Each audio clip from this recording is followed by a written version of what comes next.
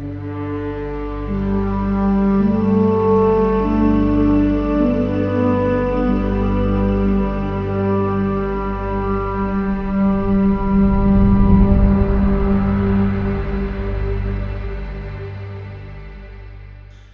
and welcome to Evidence for Faith. Your host, Michael Lane. So glad you're joining me for this lesson in our Bible study called The Road to Emmaus. This is the Old Messianic Prophecies dealing with the coming Messiah. So these are from the Old Testament, and we've been covering the major prophecies found there concerning what Jesus would fulfill. How would the Jews know the Messiah when he came, and also what are details about the life of the Messiah. And as we begin going through this, we started in Genesis, of course. We're going through Malachi, and today we are going to be in the book of Daniel. Now, I have been waiting so long to do this lesson because this is one of my all-time favorite books dealing with Messianic prophecy. If you've been under my teaching in the past for a long period of time, you probably have heard me talk a lot about Daniel because it's one of my favorites as we get into the prophecies here. Daniel is a major book of prophecy, and no question about that. It's one of the major prophetic books, if I get that word out right. But this is a fascinating thing dealing with the Messiah himself. Now, there's both. There's some dual things in here because we'll see prophecies dealing with Jesus in his first advent when he came as the suffering Messiah, but we'll also see, we're not going to cover these, the future events in eschatology. This series is not based on eschatology as much as it's on showing that Jesus Christ is the Messiah by fulfilling the Old Testament prophecies, of which we said there's about 250 of these. We're only covering about 80 or so of the major prophecies. So as we get into this, I want to, first of all, as we go into this this lesson here, I want to point out something specific about the book of Daniel itself. And as I said, Daniel's book is primarily a book on prophecy having to do with the Messiah, but there's something more about this. This book is just a tremendous book. Now, I know a lot of people know the stories in the book of Daniel, the first few chapters, as you get into it, 1 through 6, and we sometimes read these as bedtime stories or whatever. They're often put into bedtime Bible story books. And we know these, we teach them in Sunday school and stuff, but a lot of times we don't really teach what these stories are about. Now, did you know, many of you probably are aware of this, maybe there's a few that don't, Daniel is actually written, this book, in 2 languages. It starts off in Hebrew, and which is of course the language of the Jews of the Hebrew nation. So it starts off in Hebrew, and as it begins, and Daniel's being captured and his 3 friends, etc., this is the end of the monarchy. So the monarchy, the kings of descendants of the king of David, they stop right when Daniel is beginning. Before chapter 1 is concluded, the monarchy is over. Thus, we enter into what's called the time of the Gentiles, which is what even to this day we're still living in that, in the times of the Gentiles. Israel does not have a physical king sitting on the throne. So we are in the time when Israel has no monarchy, and outside of Jesus, who's in heaven, not reigning here on earth right now. But because of this, Daniel starts off writing this book in the Hebrew language. But then in chapter 1, this is so interesting. As chapter 1 unfolds, all of a sudden, Daniel switches to the Chaldean language. So maybe you've often heard that the Bible is written basically in 3 languages. It's written in Hebrew, it's written in Greek, the New Testament, but it's also written in Chaldean.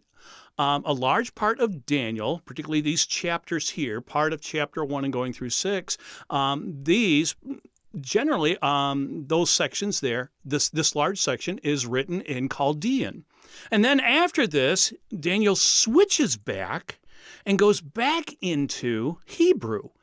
So, and even this is prophetic, because he starts off during the time of the monarchy, thus it's Hebrew. The monarchy ends. We switch then to a Gentile language during the times of the Gentiles. But then he switches back when he's telling the Hebrews specifically what to expect in the future, in eschatology, in the end times. He gets into all of this and what's going to happen to them. It's just magnificent the way this book is put together like this. And as we explore this, just to let you know too, each one of these Bible stories is a prophecy dealing with what the Jews are going to experience throughout this time, throughout the time of the Gentiles. So, as for instance, let me just run through this really quick. If you're not familiar with, go back and read these stories because it's just absolutely fascinating how these stories are put together. So, chapter 1 is about how the Jews are to remain Jewish. Even in the times of the Gentiles, when they're deported to the Gentile land, God tells them to stay Jewish. You have Daniel and his 3 friends. Remember how they refused to eat the Gentile food? And to this day, Hebrew people, even though we're still living in the time of the Gentiles, Orthodox Jews and stuff, they still follow the kosher food laws. They still are a peculiar people for this. Even though the Babylonians tried to assimilate them, gave them new names, clothed them differently, gave them a new education, all these type of things, they were trying to assimilate the elite, Daniel and his 3 friends, the elite of the Hebrews into the Gentile or the Babylonian culture and world. They were trying to assimilate them. But God was telling them in this first chapter, no, you remain Jewish. Even though you're living there, you remain Jewish. And the Jews did this. So this is a prophecy. Chapter 1 is a prophecy telling the Jews to remain Jewish even during the times of the Gentiles, of which we're still in. Chapter 2 is all about the Gentile kingdoms that are going to come and go. Nebuchadnezzar has a dream, and all these things happen, and it mentions, and it talks about the specific kingdoms that are going to come in the times of the Gentiles. And so we see those things unfold. So Daniel is prophesying, because these things have not happened yet, and Daniel is telling the Jews, this is what we're going to experience. These are the Gentile kingdoms that are coming. You get to chapter 3, and the familiar story about the fiery furnace and Daniel's 3 friends. Daniel's not mentioned in this part, but he's probably in a different part of the kingdom as this is taking place and unfolding. But anyway, Daniel's 3 friends go through the fiery furnace. So what is being told here? Daniel is prophesying from God, telling the Jews, you're going to go through fiery trials. You're going to survive. Daniel's 3 friends survive. God will be with you. And remember the 4th person who appears in the furnace with the men. And the men come out unscathed, not even smelling of soot. Nothing is burned on them whatsoever, even though the fires killed the Babylonian soldiers who were putting them in there. So Daniel is telling the people, God telling them through Daniel, that the Jews are going to go through many fiery trials with kings and rulers trying to kill him, but don't worry, you're going to survive, and God is still going to be with you. And we have seen that throughout world history. The Jews have gone through at least, as far as I can find in world history, 6 major holocausts throughout time. And there is another one coming, which will definitely, there's one in the last days of the last days with the beast, or the Antichrist, if you will. I like to use the term the beast. But anyway, that's that one. So Daniel chapter 3 is that prophecy. Daniel chapters 4 and 5 are also what's all about telling the Jews what you're going to see happening to these Gentile kingdoms. What's going to go on. So it's like God saying, don't be afraid. Don't go nuts on me or anything, because I am in control, and these are the kingdoms that are going to come and what's going to happen. And in chapter 4, it's more, we start to see even remnants of the beast, the Antichrist coming. He's mentioned in that story. And then it's though more on the Gentile kingdoms, dealing with the political nature of these kingdoms and stuff. Chapter 5 is also what's going to happen to these Gentiles, what's going on throughout the times of the Gentiles, more about the kingdoms. But this time, it's taking more of a religious tone than a political one that we saw in that. So that's chapters 4 and 5. Then you get to chapter 6. Oh, this is so cool. Chapter 6. Now, you all know this story. Daniel in the lion's den. Yes, it's a great little bedtime story. It's a phenomenal piece of prophecy. Oh my gosh, this is so cool because it's about the death of the Anointed One, the death and resurrection of the Messiah. You see, Daniel, let's take a look at this for just a second here. Daniel's life is different than like almost any other biblical character. We read a lot about his life, but there's something fascinating. We never read one negative thing about Daniel. There's only a few people in the Bible that are like that. Boaz is one in the book of Ruth. You never hear anything negative ever about Boaz. And as we talked about back in an earlier lesson, Boaz, when you see something like that, the character, like in the book of Ruth, Boaz is symbolic of the Messiah. Well, here we have it again, and even in greater detail. Daniel is never mentioned in the negative. Everything is always positive. Now, Daniel, of course, is a human. He did sin, but there's no recording of it. I mean, the Bible's very, very unusual about that because it always shows the shortcomings of man besides, the good things that we do. It shows, people are really screwed up and messed up. Well, Daniel doesn't have anything like that recorded. Every single detail about Daniel's life is written in the positive. Thus, when you see something like this in Scripture, you study the character of the person and you will see something dealing with the Messiah. In the book of Ruth, it was Boaz is the kinsman redeemer. In Daniel, we're going to see it's the Messiah's life of what's going to happen as he atones for sin. And so we're going to, this is so cool as we go through this and see how this portrays. So there are some fascinating things about this book, like I say, that it just gets me so excited when I think about this book. But there are some phenomenal aspects dealing with in chapter 6 of Daniel and seeing how chapter 6 unfolds. I'm not going to read the whole chapter. You can do that on your own because it's a long chapter. But let me just show you some fascinating things dealing with Daniel and the similarities that we see with him and how it appears with Jesus. And so as we get into this, I want to show you, like for instance, in the first in chapter 6 now. We're dealing with Daniel chapter 6.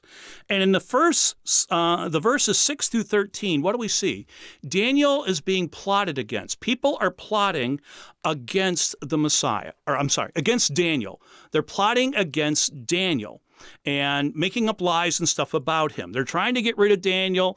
They know that they can't very easily, so they've got to find some way of getting rid of this guy. And so they come up with this idea of setting up these lies about him. Now, as they do this, think about Christ now. When Christ is getting ready to go to the cross, he's brought up on charges.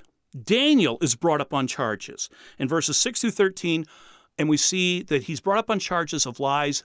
Jesus also was brought up on charges of lies. You see the similarity. Oh, this continues. There's 10 things here. That was the first one, that they're both brought up on lies, trials on lies. Second, we're going to see that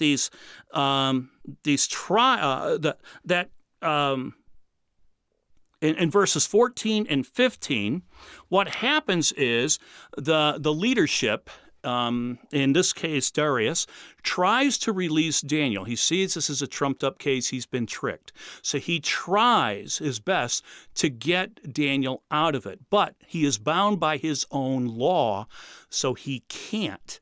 So there's the problem there. Now, go to the time of Jesus. Jesus standing before Pilate. Pilate sees through this. We know that Pilate, it's written in the Gospels, Pilate saw through what the Jews were trying to do. Jesus didn't do anything wrong. He knows it was out of jealousy. The charges are false. And Pilate is trying to get him out of this problem also. He's like, I don't like this. He sends him off to Herod, in fact. So we see this. And as he comes back then, we're going to see then in verse 16 of Daniel chapter 6, we have the trial take place, and what happens is, in Daniel's case, he is found guilty, of course, and he is put into the ground. He's put into the lion's den. Now, we know from archaeological evidence that lion's dens were built down in the ground. I know we often have these ideas, maybe it's like a bullpen or something, but no, it was a thing that was built in the ground, underground, and it had an opening at the top, and that's where people were lowered into. It even talks about being lowered into. And so Daniel is put into the ground. Well, of course, what happened to Jesus? Jesus, too, is put into the ground. He is crucified. He is put into the ground. He is buried. And then we see in verse 17 of chapter 6 of Daniel, a stone is rolled over the entrance. Well, when Jesus is put into the tomb, what does Pilate do and what do the Romans do? They allow him to be put into a tomb, and a stone is rolled over the opening. Also in verse 17 of chapter 6 of Daniel, it talks about Darius sealing the tomb. Now, that doesn't mean taking like caulking and putting around it. This was putting clay or plaster and putting the signet ring, signifying it's sealed under the king's authority. Jesus, too, if you'll study the scriptures, you will see that his tomb was sealed by the Romans. What they did in Jesus' case is they would have taken plaster and put on either side of the stone, and with a cord wrapped around it with the Roman symbol hanging from this cord, showing that this is now the property of the Roman Empire, and probably like Senatus Populus K Romanus sitting right there on the seal, showing it's the property of that. But also Pilate would have it sealed with his signet ring on both sides of the plaster here. So we see the exact same thing happening. Then we get to verses back in Daniel chapter 6, verses 18 through 22. They're in the ground. This is death. Jesus is in the ground. He is dead, but they're both in the ground. Then you get to verse 22. We see an angel appear to Daniel.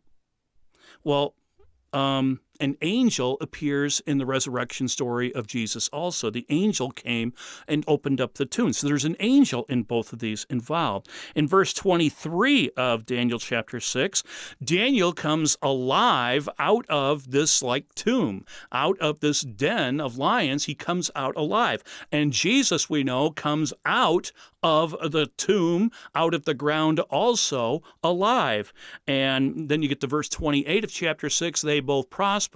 Daniel prospered and was given even more glory. Jesus, of course, is now in his resurrected body, and he is glorified. And so we see some of the similarities. So that's the first part I wanted to show you, having to do with these prophecies and the similarities that you see in chapter 6, dealing with the death of the Messiah, the death of the Holy One, the Anointed One who's coming.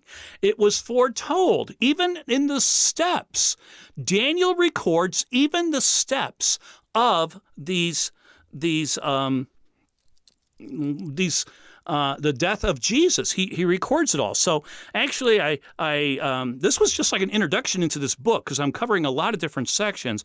But as we are on 71, we would then call this, if you're taking notes, I should have done this at the beginning, 71, this is the 71st prophecy, the death of the Messiah. the death of the Messiah.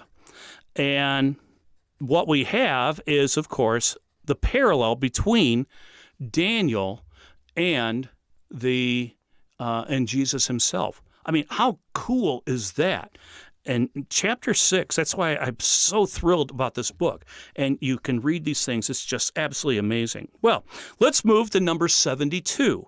Number 72. So 71 was chapter 6. Now 72, we're going to move into chapter 7. And in chapter 7, we're going to look particularly at two verses, verses 13 and 14 of this chapter. And we're going to see something. I mean, let me just ask you this question. Have you ever thought about, as you read the Bible, Jesus seemed to have a favorite title for himself. Did you ever catch which one it was? What was Jesus' favorite title? And why did he use it so often? Well, prophecy number 72 is Daniel chapter 7, 13 and 14, and I'm entitling this, The Son of Man. The Son of Man.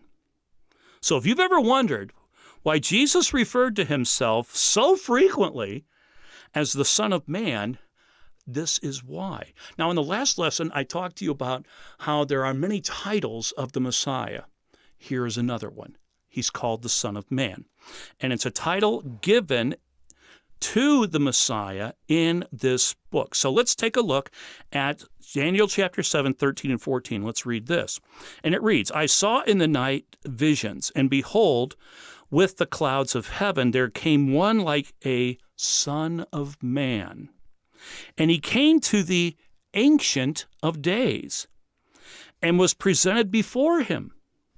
And to him was given dominion and glory and a kingdom, and all peoples, nations, and languages should serve him.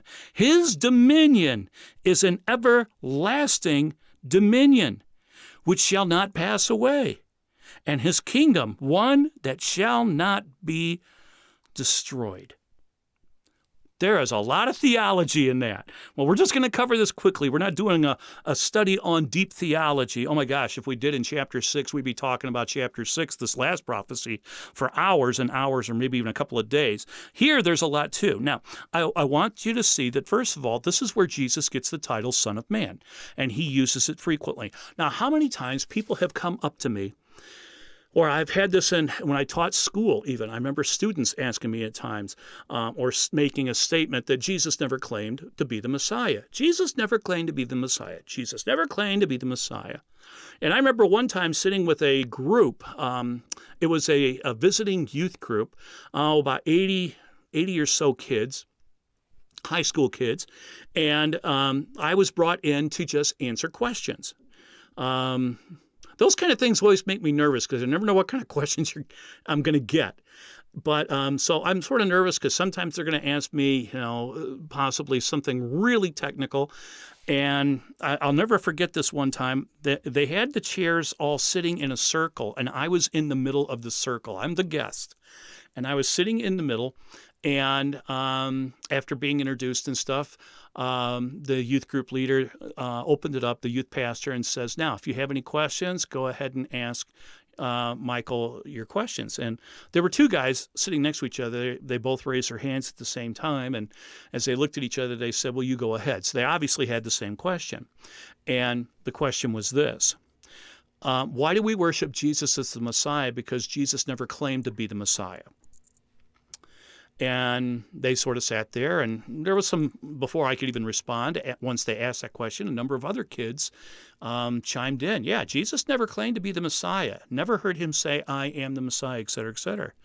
And so I said, okay, if you got Bibles, and they had Bibles all handed out there, so everybody could have one, and some were going to help others find it. I said, let's go to Daniel chapter 7, verse 13 and 14. And I read this passage to him.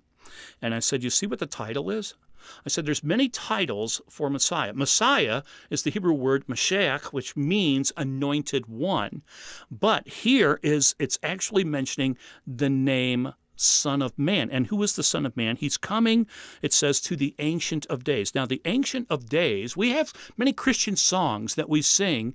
And to be honest, some of them are not doctrinally correct because we sing in some of our contemporary and more popular modern Christian songs about the Ancient of Days as being Jesus. No. If you notice this, the Son of Man comes to the Ancient of Days, who presents him and gives him all of this. The Ancient of Days is Father God, and so the Son of Man comes to him. So Ancient of Days is the Father God, but it says the Son of Man. And it says that he is presented before him. He's given dominion. He's given glory. He's given a kingdom everlasting that will not pass away. This is all dealing definitely with the Messiah. So the Son of Man is the Messiah. Thus, as I was telling these high schoolers, I said every single time Jesus is talking and going out of his way in his sentence structure to say the Son of Man, talking about himself, claiming that title, you realize he is claiming to be the Messiah. Every single time he does this. It was Jesus' favorite title, and in every case he is claiming, this is me. He's calling himself the Son of Man from this scripture, and he is claiming to be the Messiah. So if you've ever wondered, did Jesus ever claim to be the Messiah? We've talked about this before, about him claiming to be God. Well, did he ever claim to be the Messiah? Oh my gosh, how many times did he claim this? In all the Gospels, he calls himself the Son of Man. It's just amazing. He used this title more than any other one he spoke of about himself. But a lot of Christians just don't understand it. When Jesus used this title, he's just not saying, yeah, I'm the Son of a Man. No, he's giving the Messianic title, and he's claiming it. Like, for instance, in Matthew, verse 26, verse 64, says, Jesus said to him, you've said so, but I tell you, from now on you will see the Son of Man seated at the right hand of power and coming on the clouds of heaven. I mean, this is a description describing the Messiah, and Jesus is calling himself the Son of Man. He's talking about himself here. Luke chapter 21, verse 27, and then they will see the Son of Man coming in a cloud with power and great glory. John 1:51 even, the first chapter, as John opens up his gospel, he says, and he said to him, truly, truly, I say to you, you will see heaven opened and the angels of God ascending and descending on the Son of Man. How many times does Jesus use this messianic title? So if you've ever wondered, or if you ever get in a discussion with someone who says Jesus never claimed to be the Messiah, you take them to Daniel chapter 7, verses 13 and 14. It's the 72nd prophecy, major prophecy that we've covered here, and you can show them there's no questioning about it. Jesus is claiming to be the Messiah. Okay, and let's go to another one. This is going to be our last one, actually, in the book of Daniel. There's so many. There's some minor ones all through here, but we're just doing some major ones here. So let's go to number 73, and this one's going to take us a little bit of time too, as we've been going through this one. But this one is also just so cool. Oh my gosh, this is so neat, and I could speak for hours on this one. We don't have that kind of time. I'm going to give you the Reader's Digest version of this as we go through this, but. Number 73, this is Daniel chapter 9, verses 24 through 27. So verses 24 through 27, chapter 9. And I'm entitling this one, The Time the Anointed One Comes. The Time the Anointed One Comes. Now, I'm going to take you back to the Christmas story for a minute. If you recall, in the book of Matthew's the only one who records this. He records the visit of the Magi, the wise men, if you will. Or if you really want to be elementary about it, the three kings, though they were not really kings. They're Magi. What are Magi? Magi were coming from the east, and they are the wise men. Now, you read the first chapter of Daniel and the second chapter of Daniel, you're going to see something. Daniel is not just a wise man, him and his three friends, but he is appointed the chief of the Magi. You get down to chapter 5 with the handwriting on the wall. They go and they get Daniel, the chief Magi. He is elevated when Nebuchadnezzar needs him. Daniel is able to perform a miracle thus showing that he is speaking for God by telling Nebuchadnezzar his dream and the meaning of it. And the thing is, he is then elevated to be the chief of the Magi. Read the books here of the first 6 chapters of Daniel carefully, and you'll see he becomes the chief. Now, Daniel is writing this book and writing this all down as a scroll. He also, in this book, talks about reading some other scrolls. He specifically mentions the scroll of Jeremiah. So he is writing scrolls. There are scrolls there, and the thing is, these scrolls would be passed down from one Magi to another. When Daniel dies, his scroll would become a very important scroll because of all the wisdom in it and all the prophecies in it. The Magi who follow him, the wise men who follow him, would keep these, and they would study these. Now, when you get to the Christmas story, the wise men, if you know how the story goes, we've already talked about this in two earlier prophecies, that there would be a star, and the wise men had access to these Old Testament books, and so they knew that there was a star. Obviously, they didn't have access to Micah because they didn't know where the Messiah was going to be born, but they knew the time of the Messiah to be born. Did you ever catch that? They knew the time, and they also knew a star. And I do believe that the star was probably a supernatural, miraculous event because it's talked about how it moves and stuff and goes from one place to the other. I mean, it just boggles the mind naturally. I can't really explain it outside of it seems to be a miracle. But anyway, as we look at this, I want you to understand the Magi. Hundreds of years later, this book has been passed down. So the Magi have studied the writings of Daniel, all these things about the Messiah. Now, we just got done mentioning in the first prophecy we mentioned today that the Messiah is going to be put into the grave and he will be resurrected. They catch this. They're seeing the other things. The Messiah will atone for sins. He will die. He will be betrayed. There's all these prophecies that we've been studying. All of these, they have access to this stuff. And they're not called wise men because they're wise guys. They're wise men because they've been studying these, and this information is being passed down among these people, this group of individuals for a long period of time. And so they have this information. So how did they know when the Messiah was going to be born? Well, let's read Daniel chapter 9, 24 through 27.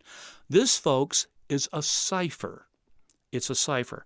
And the way it's described and stuff, it's a little strange just reading it.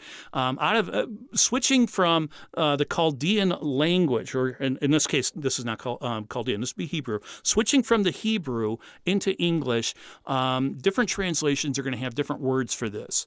It's hard, but I'm going to explain what the words mean as we go through. But let's see what this says. So Daniel 9, 24 through 27 reads, 70 weeks are decreed about your people and your holy city to finish the transgression, to put an end to sin, and to atone for iniquity, to bring in everlasting righteousness, to seal both vision and prophet, and to anoint a most holy place.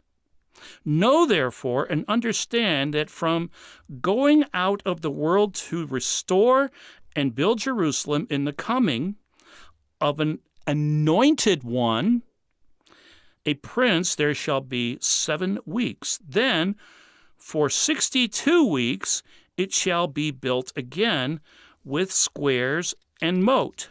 But in troubled times, and after the 62 weeks, an anointed one shall be cut off and shall have nothing. And the people and the prince who is to come shall destroy the city and the sanctuary. Its end shall come with a flood, and to the end there shall be war. Desolations are decreed, and he shall make a strong covenant with many for 1 week and a half and for half of the week he shall put an end to sacrifice and offering, and on the wing of abomination shall come one who makes desolate, until the decree end is poured out on the desolator. Holy cow, there's a lot in that. There are some amazing terms. Let's just go back and look at a couple of things. First of all, it says the Anointed One. Twice we read that, Anointed One. That's the Hebrew word Mashiach, which is where we get the word Messiah. That's what Messiah means. We call Jesus Christ because that's from basically the Greek. Christos is going to be the Greek term for Messiah. So when you say Jesus Christ, you actually want to trace it all the way back. You're calling him Jesus the Messiah, or Jesus the Anointed One.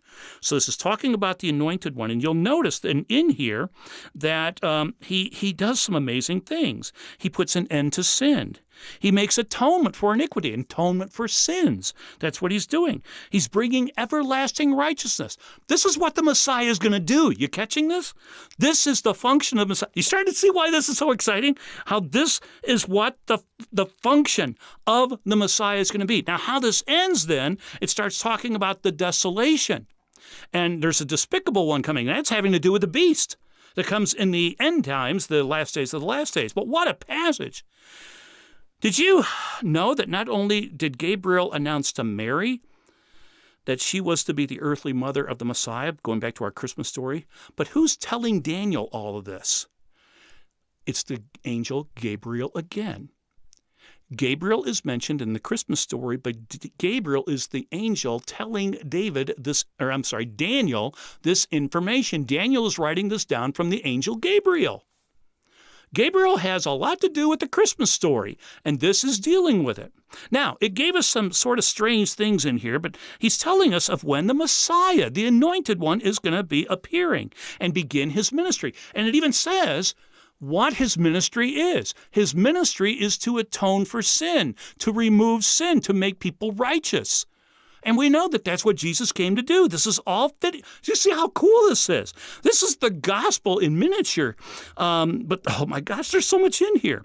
But this often confusing passage holds the answer also to when it's going to take place. So like I say, the wise men would have had access to this, and they would know when to come to visit the child. Now, the wise men set out and then saw the star, and they knew when to go. How did they know when to go? Well, as I said, there's a cipher in here. Well, now we're reading out of the English Standard Translation, and many translations call this weeks, keeps using the word weeks. Other translations use different things. Some use years. Some translations use the word period.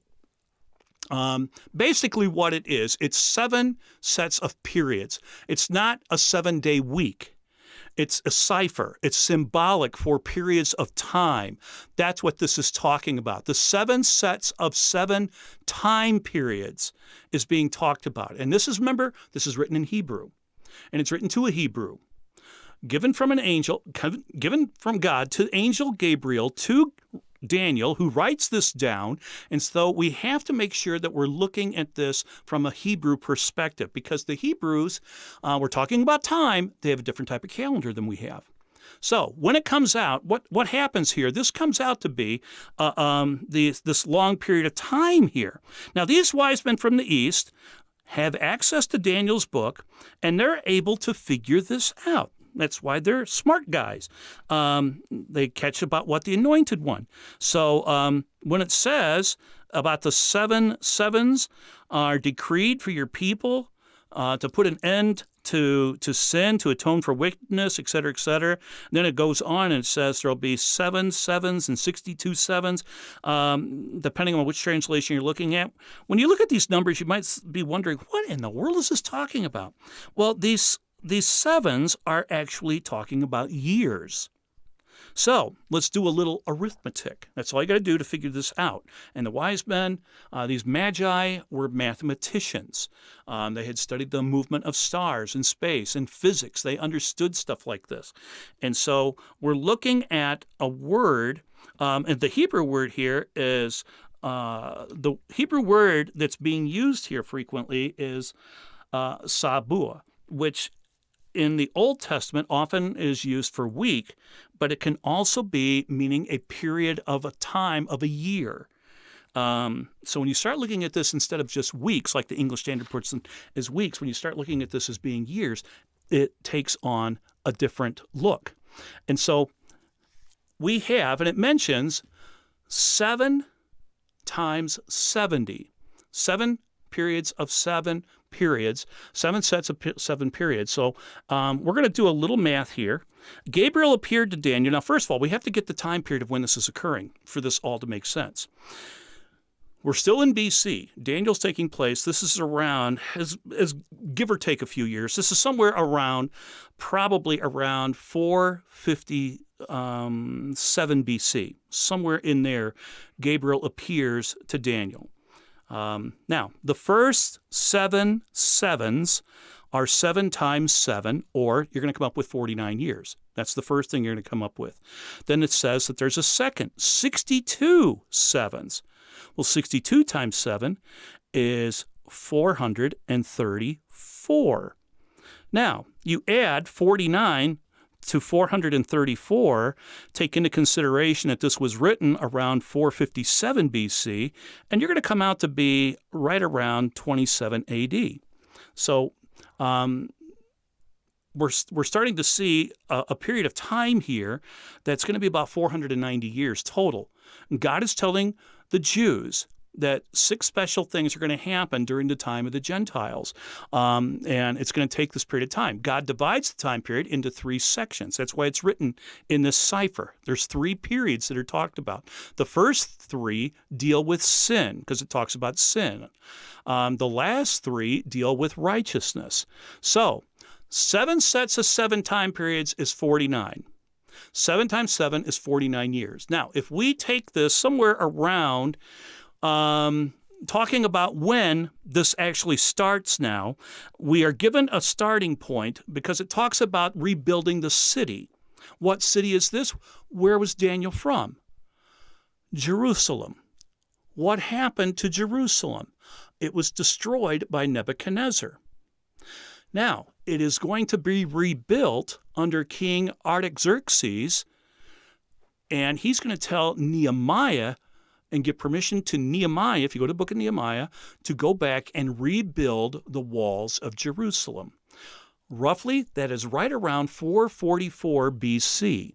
So that's the time period we have, 444 BC. In other words, I just gave you the starting point. At 444 BC, now we're going to add these years up and put it to that. Now remember, we're in BC, so it's like using negative numbers. As we add years to it, the numbers are going to get smaller because we're going to BC. And so it's moving like that. So 62 sets of 7 periods, that's 62 times 7, that's 343 years. Now, we had 49 years, 7 times 7. You add that together, we get 483 years. So 483 years. Now remember, we're using a Jewish calendar. It's not the same as the calendar we use. You have to use the Jewish calendar. It's slightly different. It's a lunar calendar and has to be adjusted differently than our calendar, our modern calendar that we have to adjust every 4 years by adding an extra day, and like a leap year. The Jewish calendar was different. They would actually add a month after so much period of time. But this is talking about what? First of all, the first thing that's being mentioned is when sin is going to be removed. And who's doing it? The Anointed One, removing sin. And the Messiah would take care of the sin about 483 years after 444 BC. Now, again, we're using a Jewish calendar, which is only 360 days long. If you use that type of calendar, the Jewish calendar, starting at 444, with Nehemiah, you come out to be right around, we might be a year off because calendars got messed, but we should be coming out around 33 AD. There's no year 0. So you go from 1 BC to 1 AD. So there's no 0. We are now at 33 AD. Now, isn't that fascinating? That tells you when sin is going to be removed, when sin will be atoned for, when righteousness will be given. So the date of the Messiah coming and doing his ministry is what this is talking about. Not about the birth. The wise men are not given this information for the birth. It's giving the information to the wise men about when the Messiah is going to do this. Now, the thing is, the Messiah, as we've seen in other prophecies, has to be 30 years old to start his ministry. And Jesus' ministry was about 3 years, a little over 3 years. So that gives us the time period. Now, these wise men would know this. So if they know that the year, roughly the year when the action of the cross, if we will, when atonement will be made, sin will be removed and atoned for, righteousness will be restored to mankind, if that is at the cross, and it says that he will be cut down even. Did you catch that in there? It says that he will be cut down. This Messiah, this anointed one, is going to be killed doing this. I mean, this is just a fascinating study that you see here. It says that he's going to be cut off. And when he does this is talking about Jesus on the cross, the Messiah on the cross. So the time periods to bring an end to rebellion, to stop sin, to forgive wrongs, to usher in everlasting righteousness, they give the year. Now they get the year it's going to happen. So they know it's going to be coming up in about 30 years. The Messiah can't be the priest to take over and do all this until he's 30 years old, because the priest cannot function until he's 30. And Luke chapter 1 tells us that Jesus in his 30th year began his ministry. The ministry was only a couple of years long, so they can figure, okay, he's got to have time to perform all of these actions, to be the miraculous one who's going to do all these miracles, who's going to do all these things we've prophesied already, and have all that happen, so they know right around when the time period was going to happen. That's why they come over, they see the star, and they know, oh, there's a star. It's going to show us where the birth is. They catch this too. And that's how they found the time of the Messiah's birth. As I said, they were missing one book, obviously. They didn't have the book of Micah that tells us that the Messiah would be born in Bethlehem. They had to go to Jerusalem, and Herod didn't know. Herod's not even Jewish. He's an Edomite. And so he had to ask the scribes, and the scribes said, oh, that's an easy one. It's going to be born in Bethlehem. Now they knew where to go, and it says in Scripture, they left Jerusalem, and then the star appeared to them and moved over to the spot. Now, the thing is, this is why I don't think it's some astronomical thing, a common movement of stars and things like this or whatever, because Jerusalem is only 6 miles away from Bethlehem. And to see a star move that type of distance, it couldn't have been too high up in the sky to be over the top of where Jesus would be born in Bethlehem. But it says the star appeared and it moved to that position. That's why I believe it's a supernatural light, possibly an angel. I don't know. Maybe it was Gabriel himself. Who knows? But something not natural that was doing this and being able to move where they could acknowledge that it's moving from here in Jerusalem and it's moving 6 miles over. That's what Scripture tells us. Now, you might have wondered, wait a minute, we're not done with this cipher, because it talks about a last period of 7 years. We didn't cover that one. Well, what was that last period of time talking about? What's going on? And that's when the desolation comes. The one who's, we have seen so many cool things that Jesus fulfilled. Let's go back for just a second.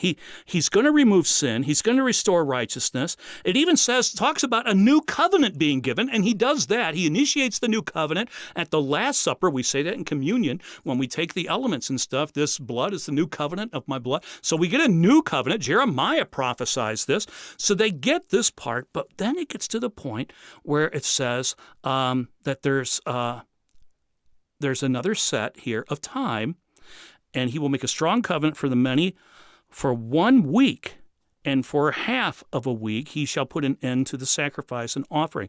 So we will put an end to stuff, and it talks about the abomination coming. The abomination is a word that's usually associated then with the Antichrist, or the beast, if you will. I like to use that term better. So it's talking about then, also it's talking about the destruction of Jerusalem. It's going to be destroyed. The Romans destroyed it in 70 A.D. And these last periods that we come across in this time frame deal with the future events. This is eschatology, because it's talking about the beast coming and stuff. So that's how this is set up. And you can see it's set up a little different than some of the other things we've looked at. It's a puzzle. But what a magnificent prophecy, or I should make it in the plural, prophecies we have seen in just this short little passage here. As I said, there's so much in here, and there's a lot with eschatology, but we're not talking about messianic future prophecies. I mean, that would be a whole nother lesson. And there's others who get into this and stuff, but if you really want to study this, study the book of Daniel. It's so important, even for eschatology. If you're going to study eschatology, so many times I've been with groups, youth groups and things, and I've led youth groups, and I've asked them, what do you want to study? And they'll say, oh, let's do Revelation. And I would always ask, what do you want to do a Revelation? Well, we want to know the end times. We want to know about the end time prophecy. And I'm like, well, okay, we got to go and do a major study on the book of Daniel. And then we got to throw in Matthew, chapter 4 or chapter 24 and 25, and then Mark and Luke, and I start listing 1 Thessalonians, 2 Thessalonians, and other things. If we're going to do eschatology, you have to do this because there are so many parts of the puzzle.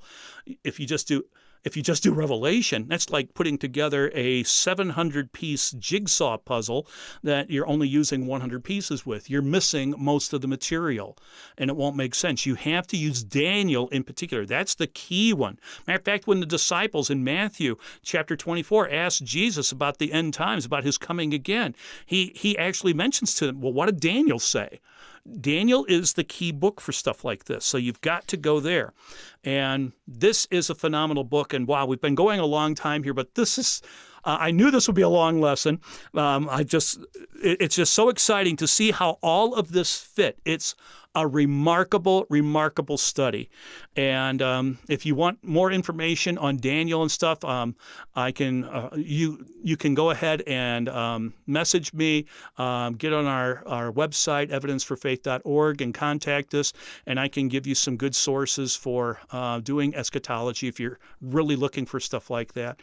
But we are primarily just focusing on the prophecies of the coming of the Messiah the first time, and that's what we've been doing. The road to Emmaus, these prophecies, and now you know how the wise men knew to come, and plus they had all these other books, and so they knew so much. But there was one thing they didn't know, but so much. They knew the Messiah, and that's one reason did you catch that they worshipped him?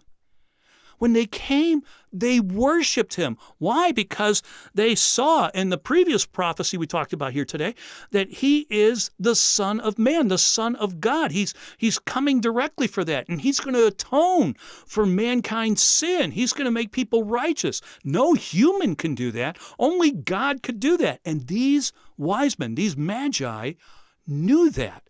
Thus, they came and they bowed to him. Not just because their knees were, itching or something like that. They bowed, they laid flat in homage to Almighty God. They laid homage to the Son of Man sent by the Ancient of Days. How cool is that? Well, I want to thank you so much for joining me through this lesson if you've got into that. And again, we'd love to hear from you. You can give us questions and stuff, and we love your prayers. Thank you for praying for our ministry, Evidence for Faith. We're not even a year old yet. God has been using us in so many cool ways. It's just amazing, and we covet your prayers, and also if you feel led by God to support our ministry so that we can go out to places, because we do not charge for me to go out to places. We're just depending upon God to supply us the needs. And he's brought in a lot of people who are supplying our ministry to pay for the plane tickets and stuff like this and whatever, or gas, the price of gas now.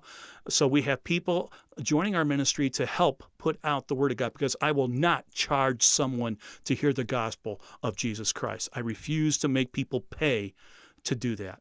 That's one thing God put upon my heart when we started this, and that's the way we're doing it. As long as we possibly can, I don't want to charge for the gospel. I don't want to make someone pay to hear the word of God. Grace is given to us freely. I want to just follow that pattern. I want to give it freely too. But in doing so, we do have expenses that we have to come up for. So if you feel led to help us in that, we'd appreciate it very much. And we will pray for you if you inform us of anything. But thank you so much. I really enjoyed you coming with us. Now, the next time we're together, we're going to be doing the next lessons here in the book of Hosea is where we're going to start off next. But I thank you so much for joining me, and I hope you're enjoying this series. But until we meet again, take care, and God bless.